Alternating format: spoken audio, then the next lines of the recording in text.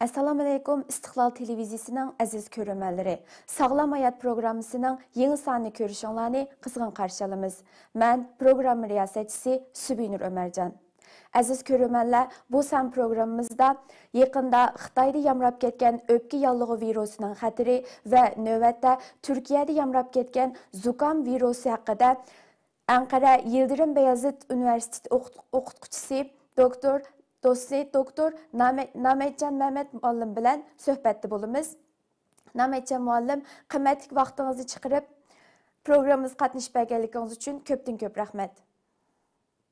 Sizlarga rahmat. Assalomu alaykum. Nametcan muallim oldi bilan bizga bir necha oyning oldida mushu Xitoyda yamrab ketgan yuqumli kasal haqida qisqacha tushuncha berib o'tamsiz. Buni Xitoy virusining, ya'ni koronaning yana bir nusxasi deyishga bo'lamdi. Bo'ldi. Assalomu alaykum. Ekran oldi barliq qarindoshlar, menlarning hozirgi vaqt xayrlik bo'lsin. 2023-yili 10-oyda nurg'ulg'an ijtimoiy tarmoqlarda bo'lsin yoki rasmiy xabarlarda bo'lsin, Xitoydagi nurg'ulg'an shaharlarda, bo'lam Beijing, Liaoning va boshqa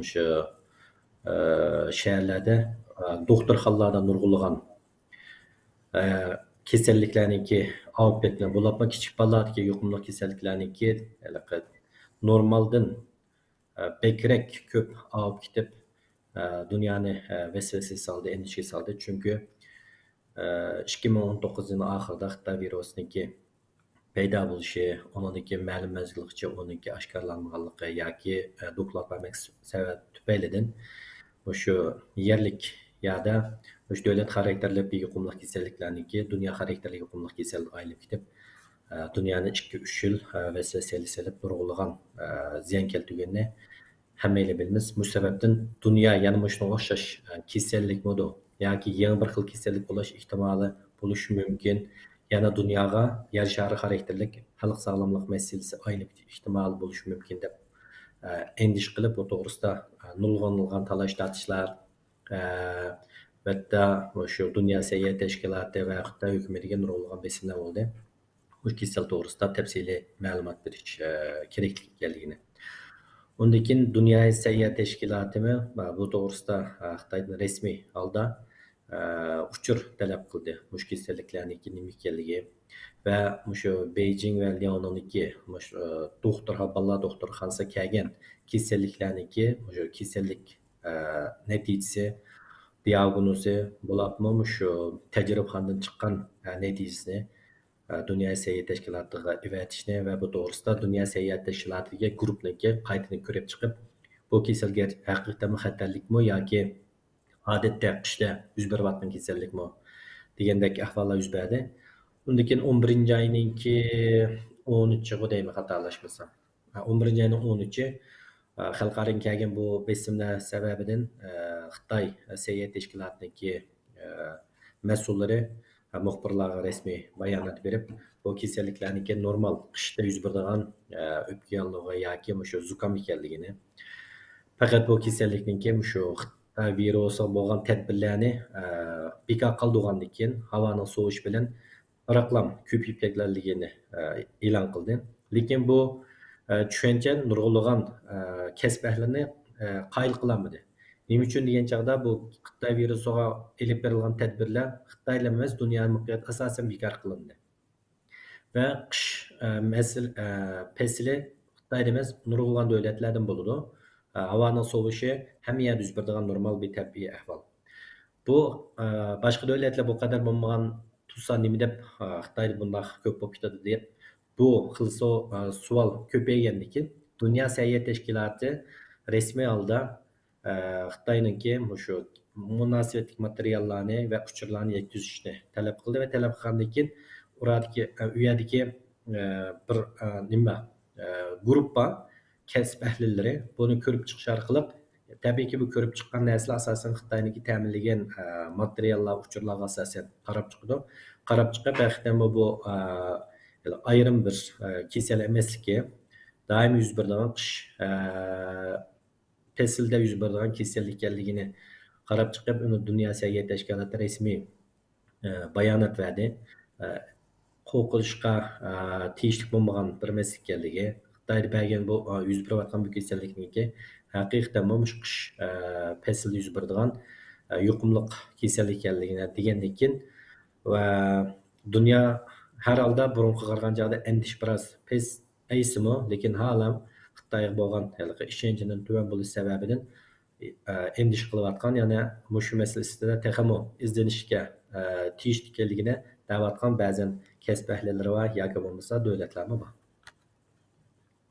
Yani Köpten jilib köp aytganchada rahmet. bu Xitoy virusi yoki koronavirusniki bir tür emas. Hozirgi berilgan uchurlarga asoslangan chog'da. Köpten köp rahmet.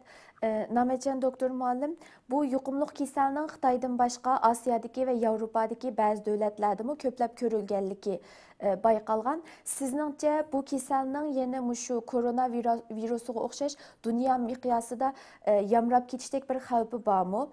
Bu virusninki ma'lum bir davolash shakli bormi? Davolig'il bo'lamdi.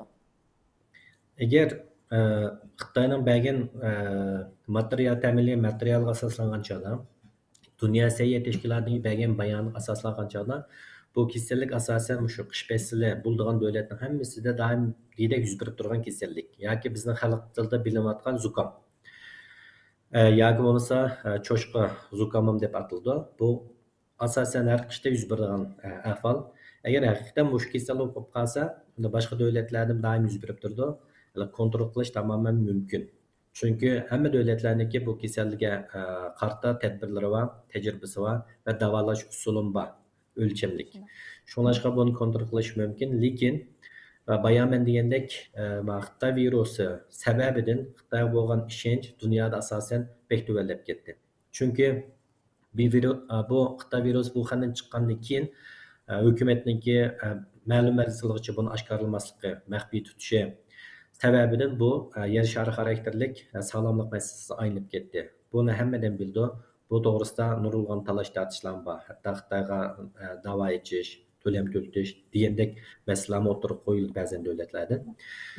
Shunlashqa Xitoyning bergan dokladiga yoki bergan uchurlarga ishonmaslik masalasi o'tirib chiqadi. Ikkinchisidan bu faqat Xitoy hukumati bo'lgan ishonchlar emas, dunyo səhiyyə təşkilatı bo'lgan ishonchimi biroz tuvallab ketdi. Umi yana shu Xitoy virusi munosabatlik. Ayni vaqtda Dunyo səhiyyə təşkilatı darhol bu Xitoy virusini yer shari xarakterlik xalq sog'lomlik masalasi deb e'lon qilmay ketishdi. Chunki bak bu narsa muhim nuqta bu bizning kasbda. Agar uni oldin e'lon qilayotgan bo'lsa, nurg'ulg'an davlatlar tadbirni oldi va bir davlatdan bir davlatga kirib chiqish, ya'ni asosan shu vaqtda to'xtata oladi. Lekin Dunyo səhiyyə təşkilatı dastlabda buni e'lon qilib, bir haftadan keyin yana bekor qilib etdi. Bu dunyolik yer shari xarakterlik xalq sog'lomlik masalasi emas deb. Uning asosan nurg'un davlatlar yana shu iqtisodiy masalani ko'z tutib turib tadbir elib bormadi. Keyin yana qaytadan asli bu yer shari xarakterlik sog'lomlik masalasi ekan, biz xatolashibdik deb qaytadan yana bayonot berdi Dunyo səhiyyə təşkilatı. Shu sabablik ba'zan davlatlarning kasb ahllariniki faqat Xitoy hukumatiga bo'lgan ishonchlar emas, Dunyo səhiyyə təşkilatı bo'lgan ishonchimi to'lab ketdi. Shunlash hozirmi bu masala to'g'risida shu Xitoyda taqlib ketgan kichik bolalardagi yuqumli kasallik masalasi to'g'risida garchi Xitoy hukumatining bergan bayonoti, Dunyo səhiyyə təşkilatıning bergan bayonoti bo'lsa-mu, bir qism guruhda buni qarshi texmo norozilik bor. Masalan, Amerikadagi shu Cumhuriyetçiler Partiyasidan bir guruh Baydenga chaqiriq qildi. Xitoydan Amerikaga keladigan sayohatchilarni to'xtatish to'g'risida. Chunki bu kasallik balkim Amerikaga kelib, Amerikadan texmi yamrab ketishi mumkin. Bu manbalarga ishonish bo'lmaydi deb. Chunki bu masalada Dunyo səhiyyə təşkilatınınki bergan uchur bo'lsa-mu, yana Amerika bir qism kishilar yoki guruhlar hukumatga besim qilib, buni aniqlash to'g'risida qilgandan keyin Amerika kasalliklarni kontrol qilish oldini olish markaziniki mas'ulimi Xitoy hukumatining rasmiy shu kasallikka mas'ul bo'lgan kishilar bilan aloqalashganligini va Xitoyniki bergan uchurlarga asoslanganda bu kasalliklarniki normal bir kasallikni, aylaydi bir kasallik emasligini deb dedi, bayonot e'lon qildi. Ammo yanıla bu guruhlarda yoki bir qism kasb ahillarida yoki partiyalarda bunga qarshi texmo norozilik bor. Cho'qim tadbir elish kerakdi. Balkim bumi boshqa bir xil kasallik bo'lishi mumkin. Boshqa davlat taqilab qolsa, Xitoy virusiga o'xshash nurg'unlagan avarchilik keltirib chiqardi deydigan. Şu anda hozirgi bergan uchurlarga asoslangan joydan bek dunyoning Amerika taqibidagi alayda bir kasallik emas, normal işte pesla yuz bergan kasallik. Lekin bu yerning ayrim cho'qim eskartish to'g'ri keldi. Bu uchurlarning hammasi Xitoy hukumatining ta'minlagan uchur va bergan material asoslanib chiqarilgan qaror. Agar orada berilgan uchurlar yoki materiallar to'g'ri bo'lmay qolib qolsa, albatta bu boshqa kasal bo'lishi ehtimoli bor. Buningdagi yana dunyo taqilish ehtimolimi yo'q emas. Shundan chiqib buni hozir kesib aytish bektas. Chunki men bayonotdek nurg'ulg'an olim tegicha kasb ahlilari bo'lsin, ba'zan siyosiy partiyalar bo'lsin, bunga gumon bilan qarayotgan masala hozir mavjud. Köptün köp rahmet. Növbette biz yaşayotgan Türkiye qaraydigan bo'lsaqmi, Türkiye'de hazır şiddet bilen bir zukam virusi avjab ketdi. Hatta İstanbul'daki bir neçe doktorxonaninki şu ciddi qutquzish bölümleri mushu zukam bilen kelgan kasallar bilen to'shib ketganligi xabarga chiqdi. Sizningcha mushu Turkiyada avjab ketgan mushu zukam virusi bilan Xitoyda yamragan mushu zukam virusi o'xshashmidi?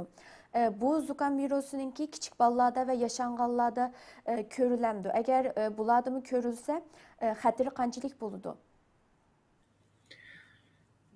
Türkiye'deki bu yıl yuz bergan bu yuqumli kasalliklar to'g'risida mushu yuqumli kasallik mutaxassislari olsun yoki mushu davlatning resmiy o'rinlarida bo'lsin, bu to'g'risida TRT'da ya boshqa nurg'un kanallarda suhbat elib bordi yoki xabar chiqdi. Endi u mutaxassislarniki yig'ib aytganda 3 nuqta yig'inchoqlagan. Birinchisi, hozir Turkiyada tarqalayotgan bu kasallik ko'misi cho'chqa zuqomi. Ikkinchisi, mushu Covid texnicha tugmadi. Buni bilishimiz kerak. Xitoy virusi dunyo tamoman tuguniyor. Hozirmi ba'zi odamlarda ko'rinyotidi. Bolalarda yana shu ko'ringanligi. Uchinchisi, undan keyin shu nafas yo'lig'i munosabatlik ba'zi yuqumli kasalliklar deb 3 nuqta yig'inchoqlagan. Buningki ko'p tarqalishga asosiy sabablardan birisi shu bulabmi cho'chqa zuqomi yoki bizning doim bildiğimiz zuqom deganimiz doim qishda yuz bergan ahvollar. Lekin Covid'ninki masalasiga kelgan chog'da nurg'ulg'an odamlar tamom endi Covid tugidi, Covid'dan qutuldik, Covid'dan kasal qolmadi deb bexatarlik qilayotgan yana nurg'un insonlar bor.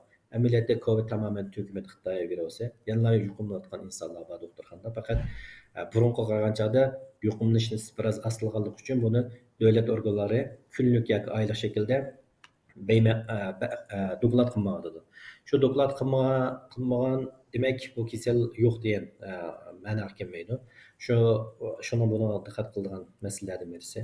Undan keyin ba'zan mush qishda yuz beradigan kasalliklarning qaytadan o'ttirib chiqishi, bu xil 3 xil kasalliklarniki bir vaqtlar o'ttirib chiqishi bu kasallik doktorxonadagi bolalarning bo'lib, bolalarda yuqumlashning ko'p bo'lishi, lekin jiddiy qutulishda olsun yoki bolalar doktorxonalarniki kasallikni qabul qilish nisbati yoki kelayotgan kasallarning soni eshib ketish sababini mushunga bog'liq. Endi bu Xitoydagi bo'layotgan bolalardagi yuqumlashlar o'xshamadi degan chog'da, agar haqiqatan Xitoylarniki bergan doklad to'g'ri bo'lib qolsa, bergan uchur to'g'ri bo'lib qolsa, asosan o'xshaydi. Chunki u Xitoylar deydi, cho'chqa zuqomi, ondan keyin shu o'pka yollig'i ko'pincha ko'rinayotgan kasalliklar, diagnoz qo'yayotgan kasalliklar deydi. Turkiyada masalasi o'xshab qoldi bergan uchurlar. Lekin yana bu yerdagi eng muhim masala Xitoyniki bergan uchurniki to'g'ri yoki xatolik bo'lishi hozir hech kim hukm qilolmaydi. Bu xil zukam virusining oldini olishning alayda tadbirlari bormi? Masalan, koronadan tadbir olganga o'xshash maska taqash degandek tadbir olishimiz kerakmi? Albatta, ko'pincha yuqumli kasalliklarning oldini olish usuli o'xshab qoldi. Xitoy virusi o'xshash yuqumli kasallik. Buningki ishlanadigan tadbirlar pek oddiy. Asosan hamma odam qila oladi. Lekin Buni odatga aylantirish kerak. Bunun birincisi yana shu tozliq masalasi. Qo'lni doim yuvib turish. Yuvgan vaqtda sudlamandan yuvamiz. Mumkin bo'lsa so'pi bilan yuvish. Undan keyin shu ko'p tutadigan yerlarniki tozaliq diqqat qilish. Masalan, shikninki tutqichini. Mesela ommaviy qatnashlardimi asli buni nurg'ulg'an davlatlarda qonun va belgilanma doim to'xtamay dezinfeksiya qilish kerak avtobuslarga tutib turgan yerlarni va avtobusda masalan tushgan vaqtimizda yoki metrodan tushgan vaqtimizda qo'limizni darhol yuvib o'tish kerak. Qo'limizni yuvmay turib yuzimizni tutish bo'lmaydi, og'zimizni tutish bo'lmaydi. Endi bu kichik bolalarda bekrak jiq yuz beradigan ishlar. Chunki kichik bolalarni biz kontrol qilmasak kichik bola o'zini kontrol qilmaydi. Biz ommaviy qatnashgan chog'da ko'pincha odam tutgan tutdi, undan keyin darhol og'izni qo'lini avval bo'lib qolib qolsa, agar bu yerda bakteriyaga virus bo'lib qolsa, bolalarga yuqumlash bek tez bo'ldi. Buniki shu uydagi havo almashtirish masalasi. Qishda ko'pincha aylan havo sovuq deb, hatto bir qish chiqishcha derazani eshikni ochmaydigan oilalar bor. Bu bexato. Har kun mumkin bo'lsa 10 minut atrofida eshiklarni ochish, havo almashtirish shaklida ochish. Masalan, eshikni derazani ochgan chog'da havo bir yoqdan kirib, bir yoqdan chiqish kerak. Buni cho'qim qilish kerak. Undan keyin shu amal va qish vaqtida uyda agar har qanday bir odam zukum bo'lib qolib qolsa, o'rtaq qo'llanadigan narsalarni ishlatmasi kerak. O'rtaq qo'llanadigan narsani ko'pincha masalan lo'nga. Lo'ngin mumkin bo'lsa hamma odamdan ayrim bo'lishi kerak.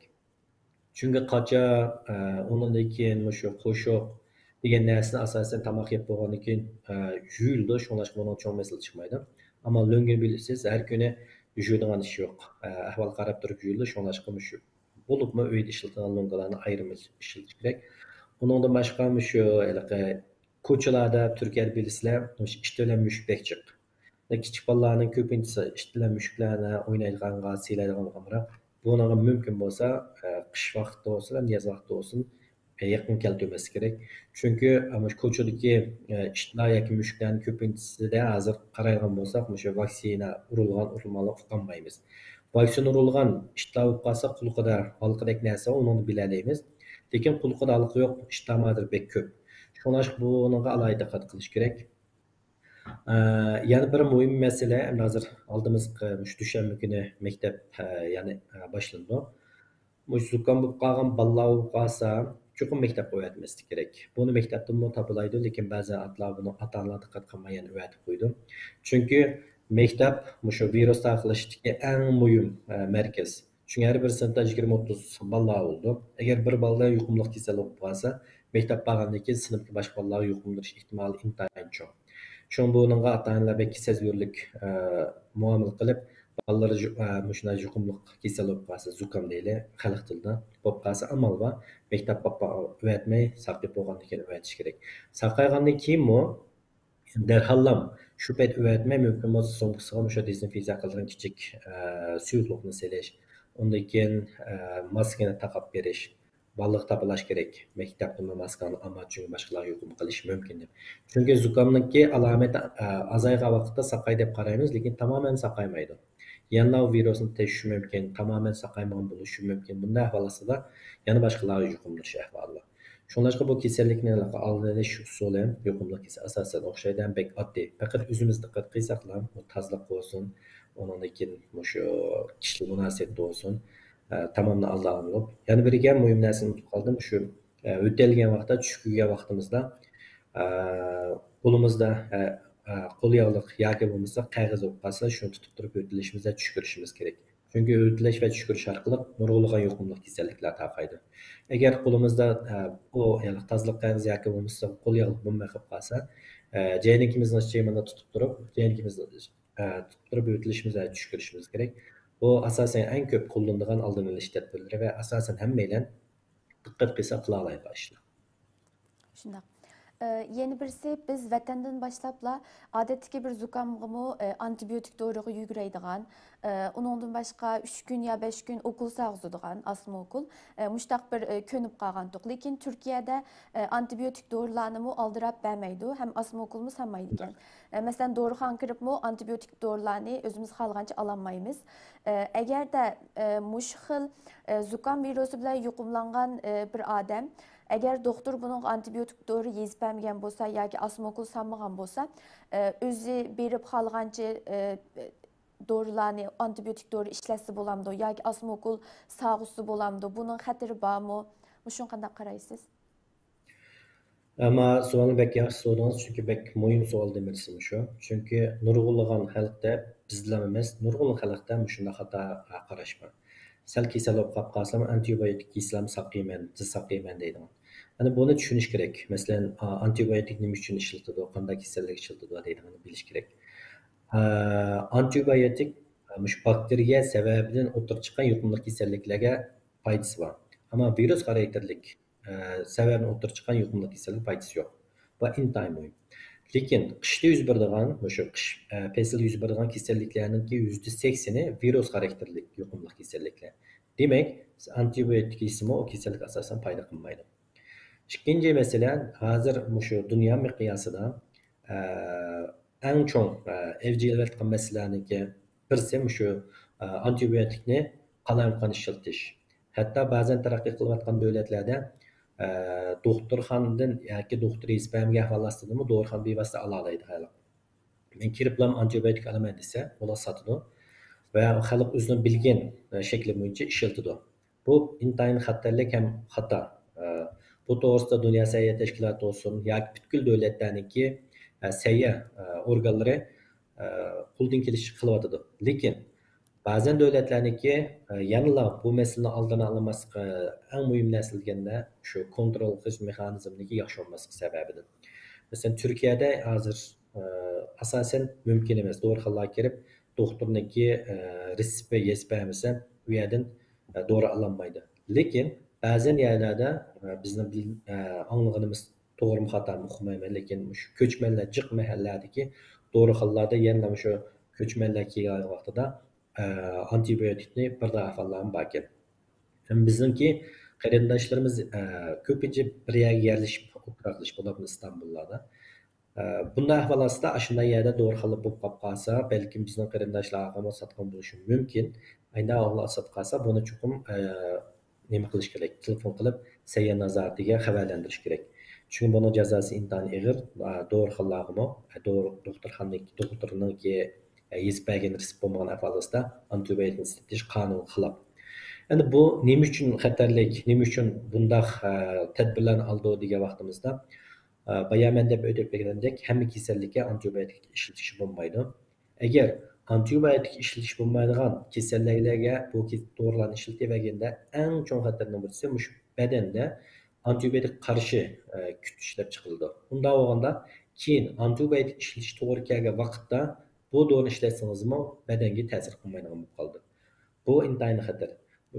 Amerika kasallikni oldini kontrol qilish markaziniki bir dokladida har yili shu antibiotikka qarshi kuchning shakllanib qolish sababidan dunyoda 1.200.000 atrofidagi insonlar hayotini boyib ketadi.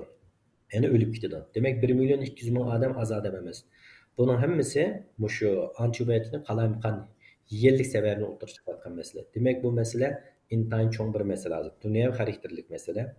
Shunlashqa shu program ko'rayotgan qarindoshlarimiz bo'lib qolsa, boshqalarga shu yetkazib qo'ygan eng boy masalalarning birisi shu antibiotik masalasi. Mumkin bo'lsa, shan kesib ayirib qo'ysanglar bo'ldi.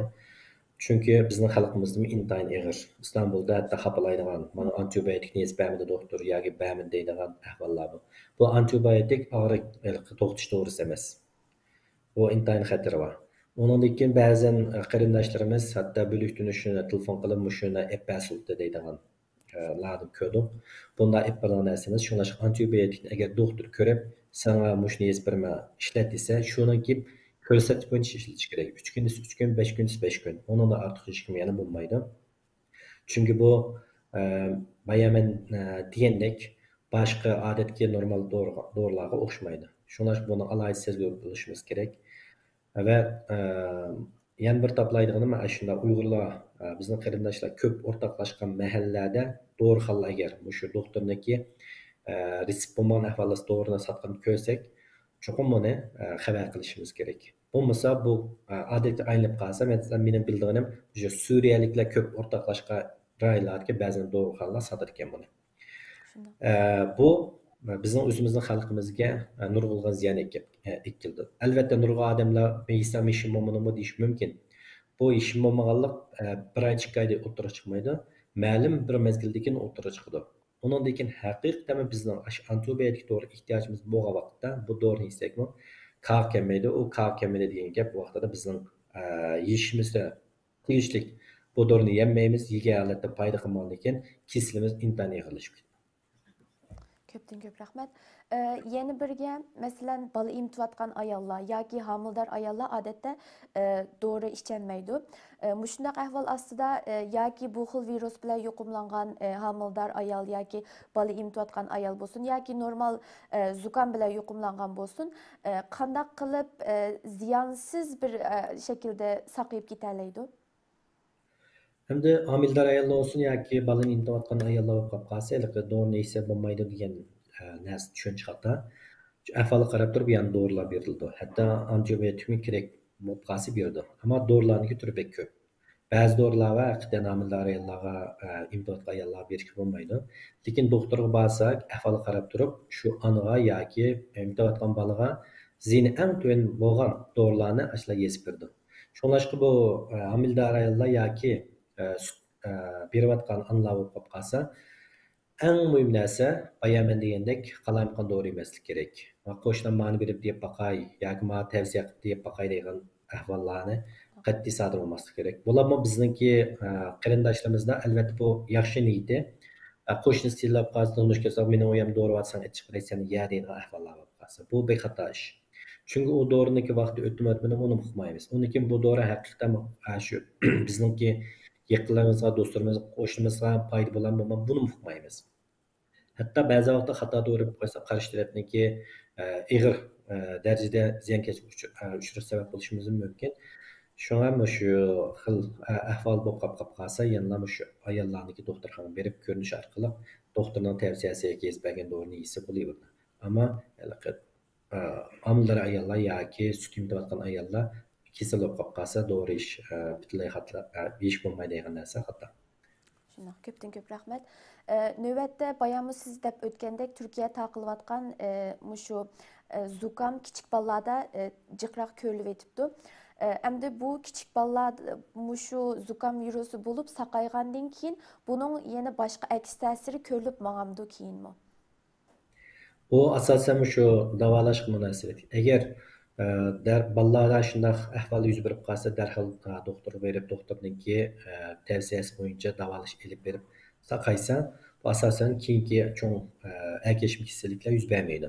Lekin buni vaqtini so'zib etsak, nurg'unlagan ig'ir oqibatlar kelib chiqadi. Ba'zan shu so'zlim xarakterlik ergashma kasalligiga yo'l ochib berishi mumkin. Cho'nglashib buni sal qarashga bo'lmaydi. Eng muhim narsa kasal bo'lgan vaqtda sal qaramay ig'ilishib qolsa, darhol doktorxonaga borib, kerakli doktorning tavsiyasi bo'yicha ispagan dori bo'yicha is bo'ldi. Lekin mayar yana kichik bir muhim nuqta bor. Ba'zan bolalar, ko'pincha bolalar shu zukam bo'lib bo'lgandan keyin, bizning xalq tilimizda deylik, zukam bo'lib bo'lgandan keyin dori yesa yoki bo'lmasa yaxshi armalib, yaxshi yemak-ichmak bilan davolansa uyda, odat bir haftaning ichida asosan o'ngishildi. Lekin ba'zan bolalar 3-4 haftagacha davom qilishi mumkin. Bu 3-4 hafta davom qilgan asosiy narsa shu o'zini olsiz his qilish, bir narsa xo'sh yoqmaslik, ishtahan kesilishi davom qildi. Shunlashqa bu davom qilyapti, butunlay saqaymabdi emas, shuniki shu so'zim mush kasal sababini o'tirib chiqqan ba'zi alomatlar. Shunlashqa buni qo'rqishga kerak yo'q. Faqat asta-asta saqlashga oiladagilar yaqin yordam qilsa tamoman bo'ldi. Bu asosan ko'pincha yuz bergan ahvollar. Ammo bu kasal saqlayib qolar deb cho'nglarning ba'zilar cho'nglarda ani qilsang saqlayib qoldi, mani qilsang saqlayib qoldi deb yerlik usul deb berib saqlamay ig'ilishib ketaverib qolsa, endi doktorxonaga bormay qolib qolsa, u vaqtida hatto ba'zan shu o'lib ketishga sabab bo'ldi. Bular shu o'pka yollig'ini vaqtida davolamay qolib qolsa, ig'ilishib mush sababdan o'lib ketib qolgan bolalarimiz yo'q.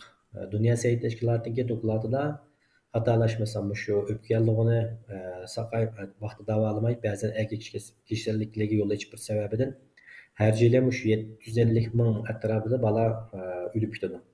Shunga buni asal qarash qolmaydi. Endi agar mushu zukam virusi bilan yuqumlangan bir odam bo'lsa, mushu tabiiy usullar bilan, ya'ni yemek içmek yoki meva-chevalar bilan oson yo'l bilan saqayib ketish ehtimoli bormi? U yuqumlish qarta bo'ldi. Agar yengilroq yoki boshlang'ich bosqich bo'lib qolib qolsa, albatta yemek ichmek foyda qiladi. Mesela hammayla bilimiz bu bizningki yemek içmeklerin ko'pinchasida shu zencevil bor. Zencevil shu nurg'ulg'an kasalliklarga qarta samsaq deymiz. Bizdeki degan achchiq suv bularning hammasi ma'lum darajada foyda qildi. Lekin butunlay saqayta olamdi degan chog'da bayaman degandek bu kasalliklarniki dentisi qarta o'xshashmaydi. Shunlashqa men shu yerlik usulda men saqayib ketaman deb jayli qilishga bo'lmaydi. Agar yerlik usuldan yemek içmek bilan davolanib agar foydasi ko'rinsa, odam o'zini his qila oladi. Undan keyin davomlashtirsa bo'ldi. Lekin uni shu usuldan bek foydasini ko'rmasa ya kasallik eg'irlashib qolsa ya davomlashib qolsa vaqtida doktor ko'rinish to'g'ri keldi. Köpten köp rahmet.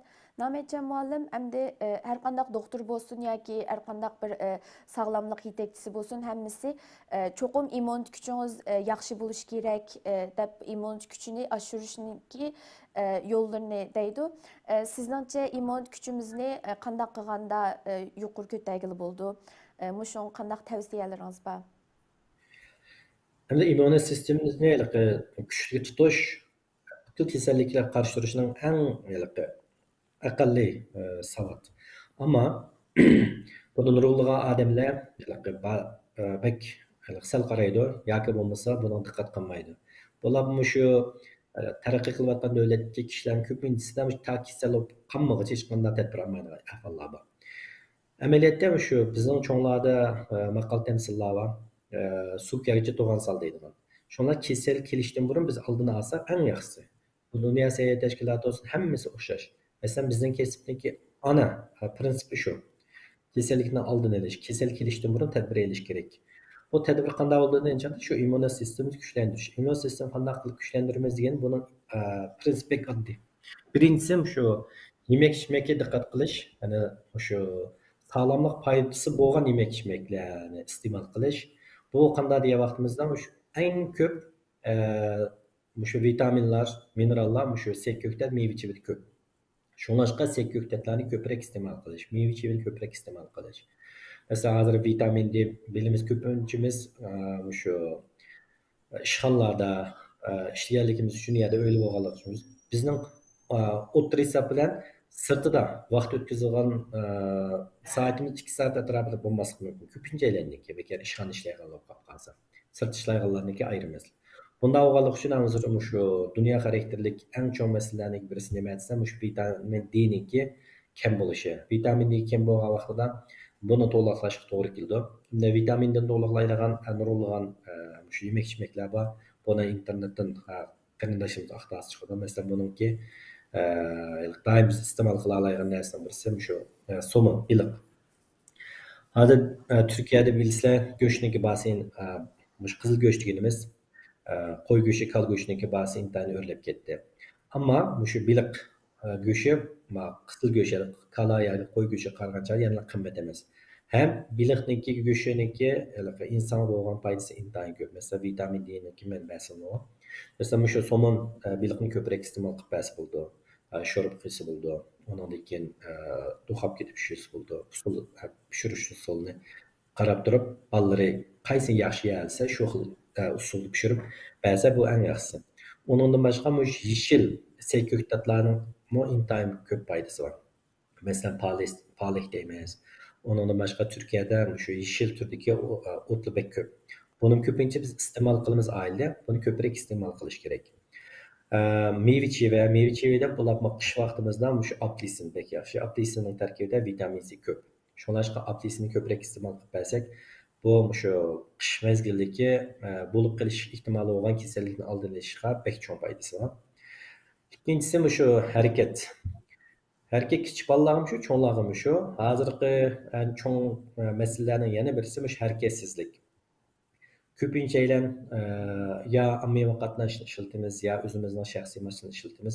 Yuradigan odamlarning soni borgan sari ozlab ketib bordi. Undan keyin shu Bularmı kış vaqti havanın soğuşu səbəbindən biz ballarni sirtqa chiqarmaymiz, uydalarmı oynatamiz. Endi uyda o'ynagan vaqtda ko'pincha kichik bolalardagi hozir eng cho'ng bolalarning birisi shu aqlli telefon o'ynash, televizor ko'p ko'rish. Bu unda bo'lgandan keyin bolalarning harakatini asosan qisqatlab qo'ydi. Shunglashqa mumkin bo'lsa cho'nglar o'zimi harakat qilgach, havo sal issigan vaqtlarda tushdan keyin masalan maktabdan kelgan vaqt hech bo'lmasa bir yarim soat bolalarni sirtqa chiqib, bolalarni o'ynaydigan parklarda, bog'chalarda o'ynatish kerak. Buni odatga aylantirish kerak. Cho'nglarmi yurishni odat qilish kerak. Bu tamoman qiyin bo'lgan ishlar. Endi uchinchisi undan keyin shu e, kerak bo'lib qolib qolsa supplement deymiz ba'zan masalan vitamin D deymiz, vitamin C deymiz. Ya'ni buni qalam qayish qilmaydi. Bu supplement keyin dorixonadan olsam berdi ekan emas. Buni avval tashkil qilib qaysi xil vitaminlar kam badanimizda. Undan keyin doktor deydi masalan vitamin D ni olsam bo'ldiki yoki vitamin C ni olsam bo'ldiki yoki vitamin K ni olsam bo'ldiki deydi. Shularning tavsiyasiga asosan qo'shimcha shu supplementlarni olsaqmi bo'ldi. Shunlashqa yig'ib aytgan chog'da bizning yashash usulimiz bizning shu kasallikka sabab bo'lgan eng muhim omil. Shunga sog'lomlik yemak ichmak muhim, undan keyin mush harakat bek muhim.